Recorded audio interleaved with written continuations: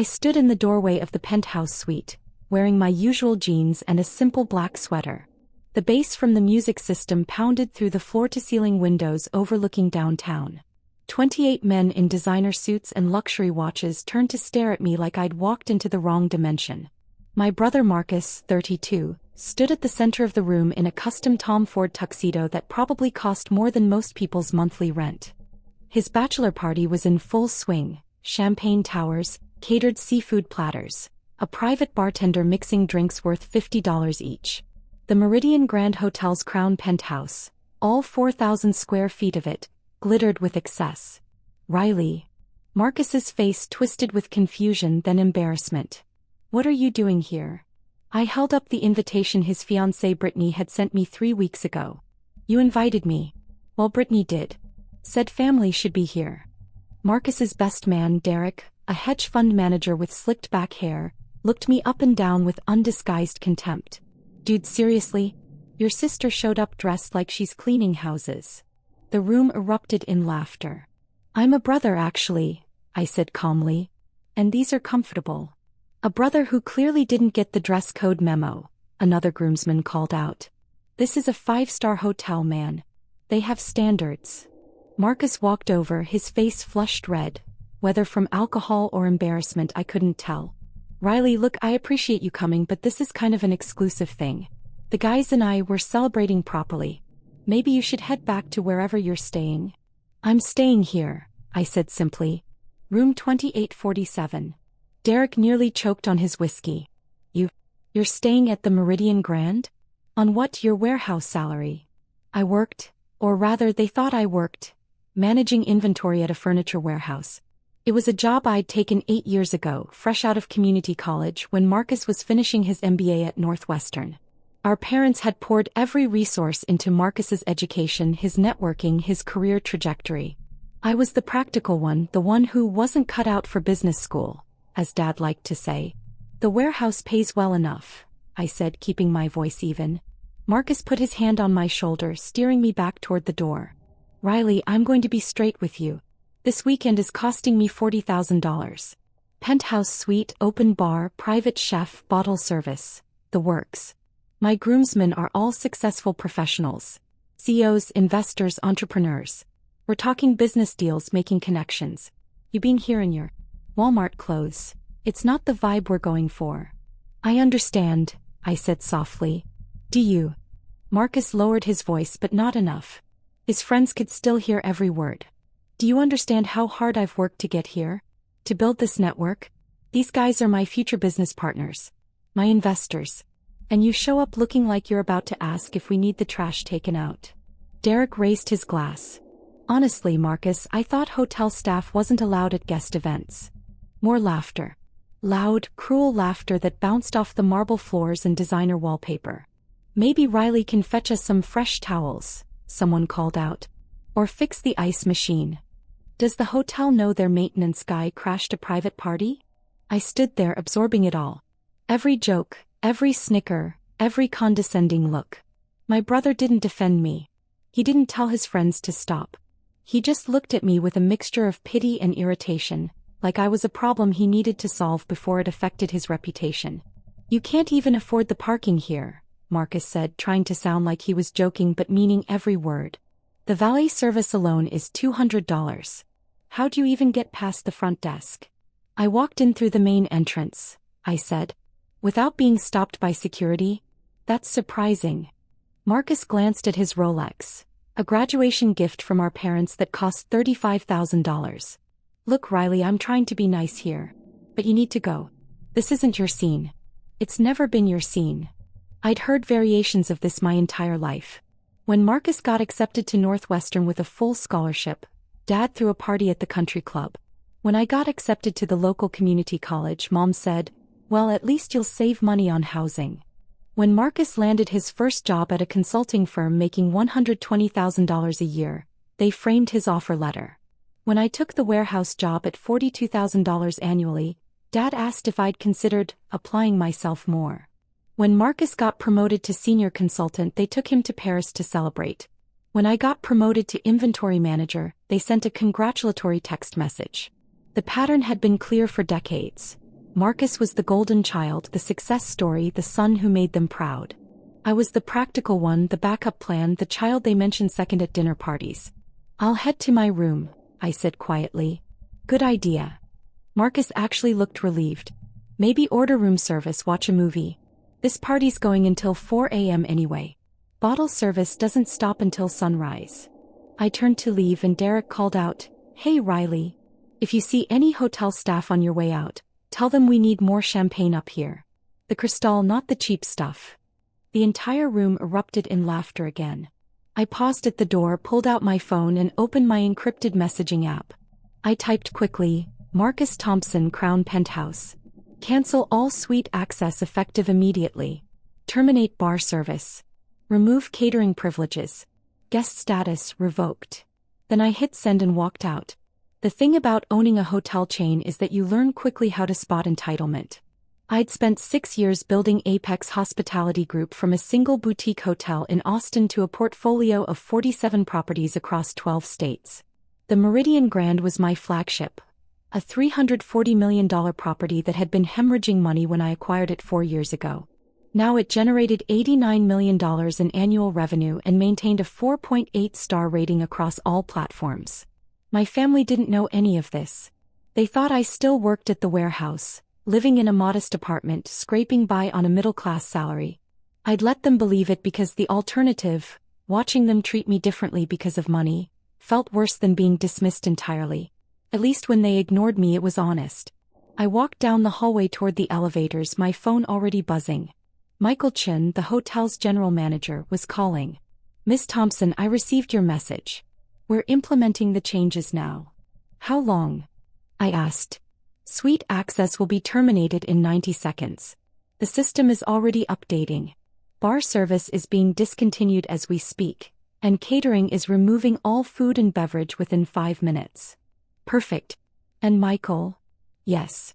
Make sure Marcus understands this is a permanent revocation. He's no longer welcome at any Apex Hospitality Group property. Add him to the banned guest list across all 47 locations." "Understood. Should I have security escort him out?" I considered this. Marcus's bachelor party was supposed to last all weekend. They'd booked the penthouse for 3 nights at $18,000 per night, plus another $30,000 in services. He'd told all his groomsmen this was his power move, showing everyone he could afford the best. "No," I said finally. "Let him try his room key first. I want him to feel confused before he feels consequences." "Very good. I'll handle this personally." I hung up and checked my watch. 9:47 p.m. Marcus's key cards would stop working in approximately 30 seconds. I took the elevator down to the lobby level, then walked through the restaurant corridor toward the hotel's private office wing. The Meridian Grand was designed like a small city. Restaurants, bars, a spa, conference centers, even a medical clinic on the 3rd floor. I'd spent 3 years renovating it, turning a dying property into one of the most profitable hotels in the region.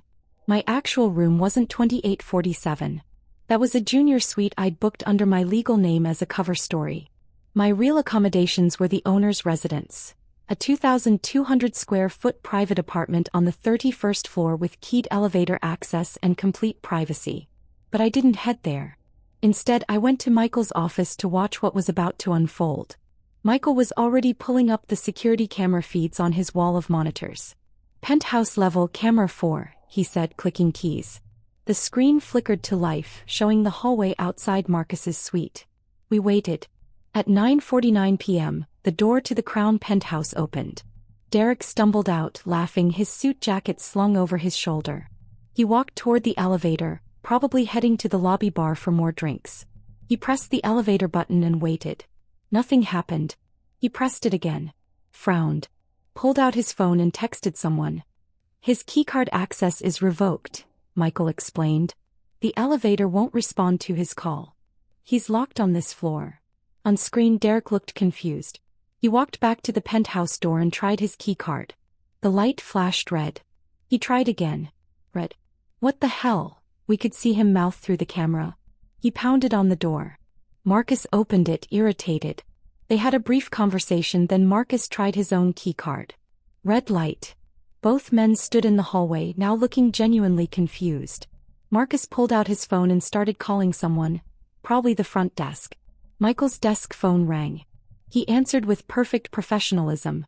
Meridian Grand Hotel, Michael Chin speaking. How may I assist you? I could hear Marcus's voice through the speakerphone. Yeah, our room keys aren't working. Crown Penthouse. Can you send someone up to fix this?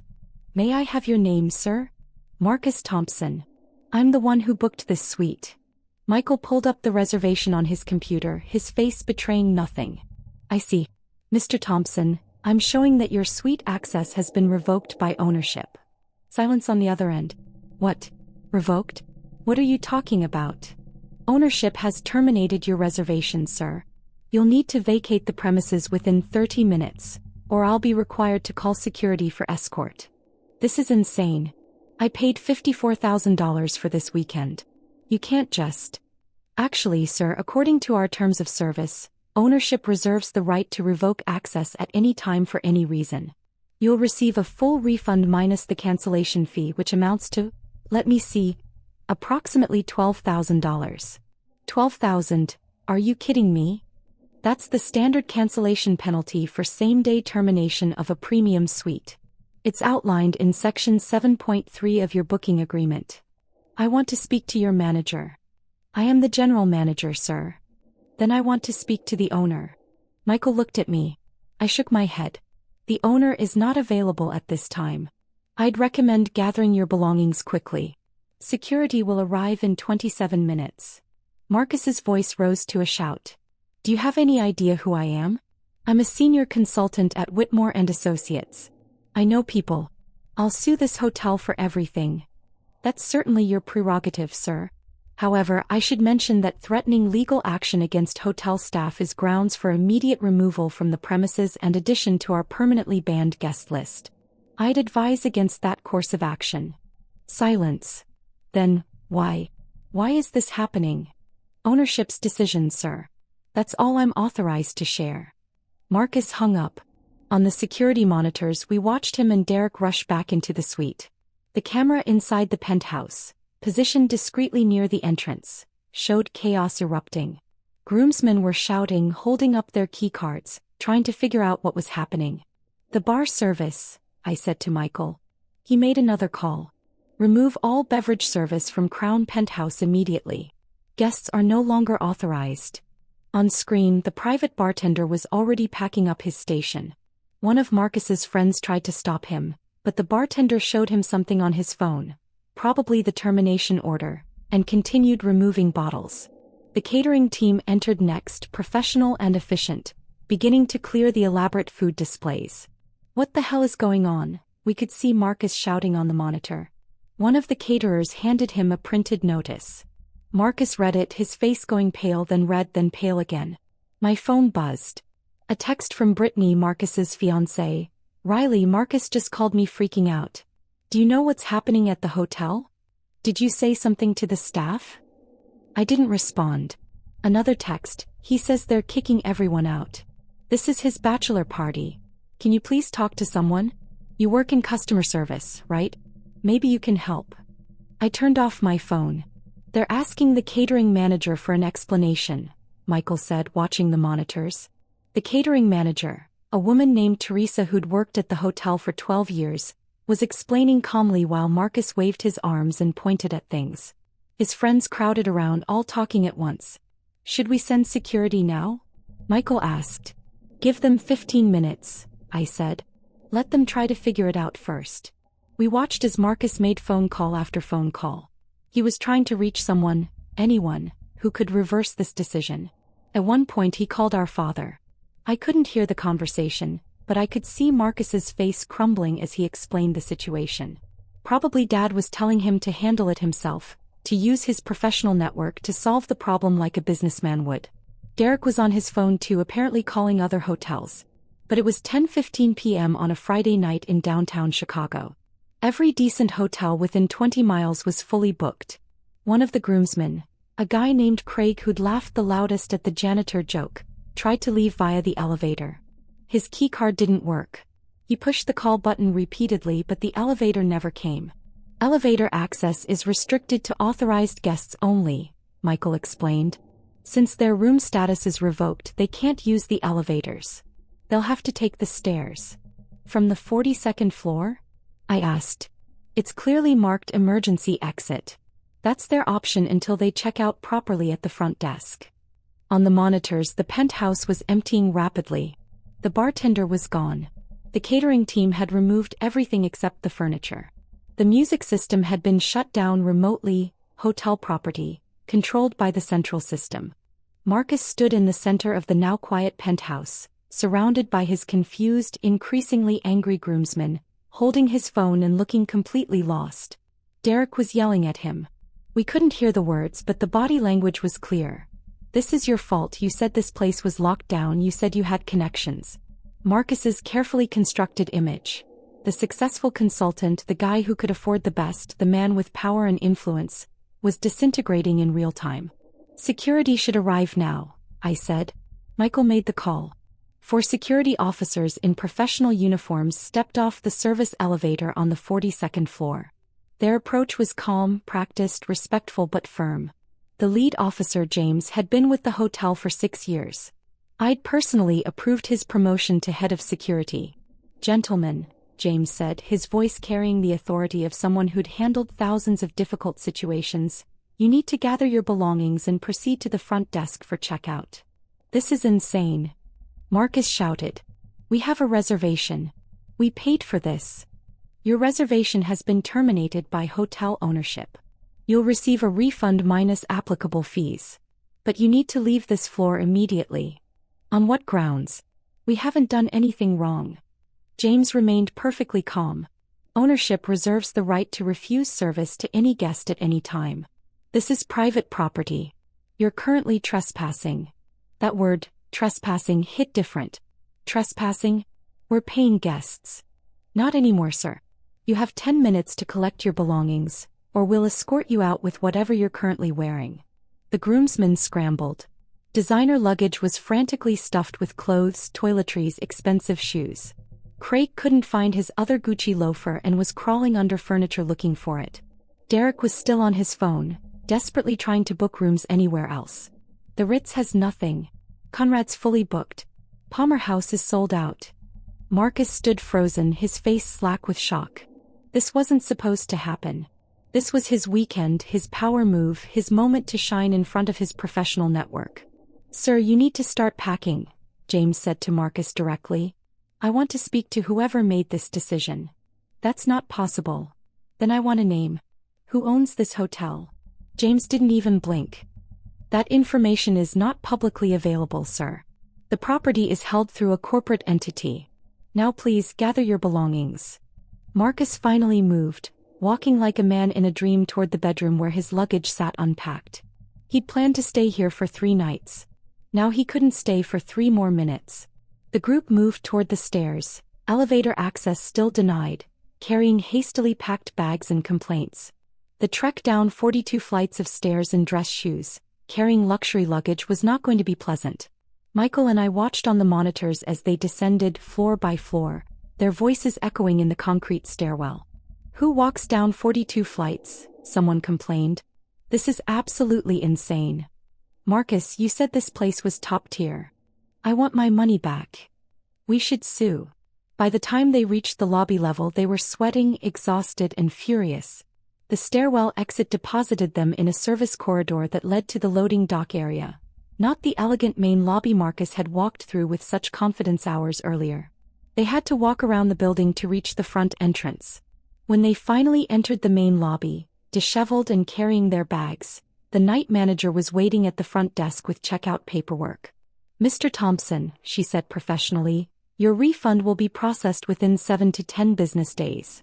Here's your receipt showing the cancellation fee of $12,000. Do you have any questions? Marcus just stared at her. Why? I'm not authorized to share that information, sir. Is there anything else I can help you with? Where am I supposed to go? It's 11 p.m. and every hotel in the city is booked. I can provide you with a list of nearby accommodations, though I can't guarantee availability. She handed him a printed sheet, a standard courtesy list of competitor hotels. Derek snatched it from Marcus's hand and started calling numbers. I watched from the security office as Marcus's perfect weekend collapsed completely. His groomsmen were angry. His reputation was damaged. His power move had become a humiliating disaster. And he still had no idea why.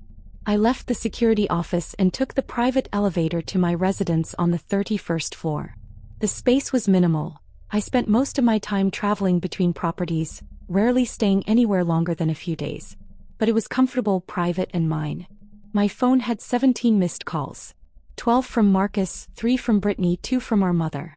I listened to Marcus's voicemails in chronological order. First message, 10:03 p.m. Riley, I don't know if you're still in the hotel, but something crazy is happening. They kicked us out. Just call me back if you're around. Third message, 10:47 p.m. Riley, seriously, where are you? I'm dealing with a nightmare here. The hotel is refusing to help and I can't reach anyone who can fix this. If you see any hotel staff, can you ask what's going on? Seventh message, 11:23 p.m. I know you're probably asleep, but I'm stranded downtown with 28 guys and nowhere to go. Every hotel is booked. I might need to drive back home tonight, which means the whole bachelor party weekend is ruined. This is a disaster. 10th message, 11:58 p.m. Riley, did you say something to the hotel staff? Derek thinks maybe you complained about something? About us? I don't know, it's stupid, but I have to ask. Did you talk to anyone? I deleted all the messages without responding. Then I called Michael. Is he still in the lobby? Yes. He's been on the phone for 40 minutes. No luck finding accommodation anywhere. And the ban is in place across all properties? Confirmed. Marcus Thompson is flagged in the system. Any attempt to book at any Apex Hospitality Group location will be automatically declined. Perfect. Thank you, Michael. Miss Thompson, if I may ask, what did he do to warrant this? I thought about the question. What had Marcus done? Made fun of my clothes? Called me a janitor in front of his friends? Told me I couldn't afford parking? Those weren't crimes. They weren't even particularly creative insults. They were just typical. Standard family dismissal, the kind I'd experienced my whole life. He forgot who I was, I said finally. He made assumptions based on appearances. Well, Michael said carefully, he's learning otherwise now. I didn't sleep that night. Instead, I sat by the floor-to-ceiling windows, looking out over the city, watching the lights and wondering if I'd gone too far. Marcus had been cruel, yes. But was public humiliation an appropriate response? Was exercising corporate power to ruin his bachelor party justified? These questions kept me awake until sunrise. At 6:47 a.m. my phone rang. Riley, where are you? Marcus has been trying to reach you all night. I'm at my hotel. He said something terrible happened. They kicked him out of the Meridian Grand for no reason. He's devastated. The whole bachelor party is ruined. That's unfortunate, I said neutrally. Did you see what happened? Were you there? I was there briefly. And, did they say why they did this to him? I paused, weighing my words carefully. Mom, they didn't do anything to Marcus. Marcus was removed from the property by ownership. There's a difference. Ownership? What does that mean? It means the person who owns the hotel decided Marcus shouldn't be there. That's absurd. He paid over $50,000. What kind of business treats customers this way? The kind that doesn't tolerate certain behavior. What behavior? He was having a bachelor party. I took a breath. Mom, what did Marcus tell you about last night? He said everything was fine, they were celebrating, and then suddenly the hotel staff went crazy and kicked everyone out. He thinks maybe one of his friends said something inappropriate, but he's not sure. Now he's mortified because all his groomsmen think he picked a terrible hotel. That's his version? What other version is there? I stood up, walked to the window. The sun was rising over Lake Michigan, painting the water gold and pink. Ask Marcus what he said when I arrived at his party. You were at the party? He didn't mention that. I was there for about 5 minutes. Ask him what he and his friends said to me. Riley, what are you talking about? Just ask him, Mom. And then maybe ask yourself why he left that part out of his story. I hung up before she could respond. The Meridian Grand Sunday brunch service began at 8 a.m. I showered, changed into comfortable clothes. Yes, jeans and a sweater again, and went down to the restaurant. The hostess recognized me immediately. Miss Thompson, your usual table? Please. She led me to a corner booth with privacy and excellent natural light. I ordered coffee and reviewed emails on my phone while I waited. At 8:34 a.m. I saw them. Marcus and his groomsmen, walking past the restaurant entrance, probably heading out of the hotel after spending an uncomfortable night wherever they'd finally found rooms. They looked exhausted, hungover, miserable. Derek spotted me through the glass and stopped. He pointed, said something to Marcus.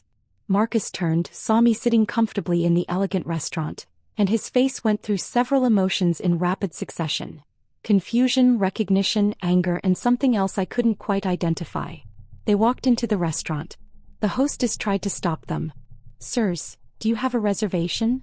Marcus pushed past her, heading straight for my table. His friends followed, a mob of wrinkled designer suits and expensive cologne. Riley, Marcus said, his voice shaking. Were you here all night? I sipped my coffee. I had a lovely sleep, thank you for asking. In the hotel. You stayed in the hotel while we were thrown out.